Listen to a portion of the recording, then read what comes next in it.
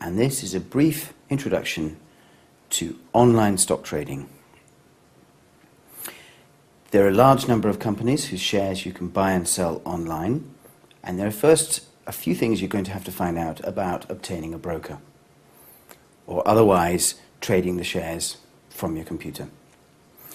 There are plenty of brokers like E-Trade, Charles Schwab, Bank of America that perform this service, and when you're shopping around you want to check out the different brokers and see what kind of deal they offer you.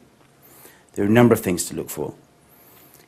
Check what the trade is, what the cost of trading is.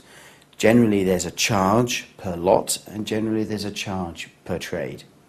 You need to look out for trade charges and for lot charges. So one lot is one share, 3 lots is 3 shares. And typically, if you buy a group of shares, for example, say you buy 10 at once, you will be charged 10 times for the lot charge and once for the trade charge. So look at the different brokers. Some of them have very low lot charges or none at all. Some of them have low trade charges or none at all. Some demand that you buy or sell a minimum number of shares at a time, or they demand that you do a trade of a certain size. So look at the restrictions, look at the ways in which you're spending more money, distinguishing between these different companies.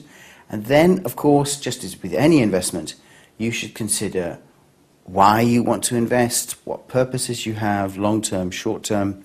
Look at the profiles of the different companies. Do you want to day trade, which means closing your position each night? Do you want to have positions that last 1 or 2 weeks? Or are you very much looking to buy and hold for long-term investments? All this is just the same as any other kind of investing.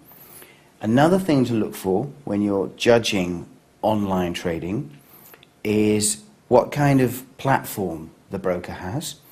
Platform is usually a screen that opens up, or a window that opens up on your computer screen, and some are harder to use than others, and you need to check some out.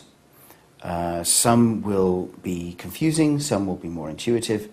It's a good idea as well if they have a good charting package so that you can see where the prices are going and easily understand things.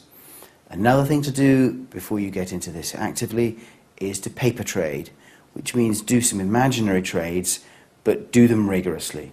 So if you think, oh, I would have bought then, write down then what you would have bought, how many, and actually watch during the day. Did you lose imaginary money or did you make imaginary money?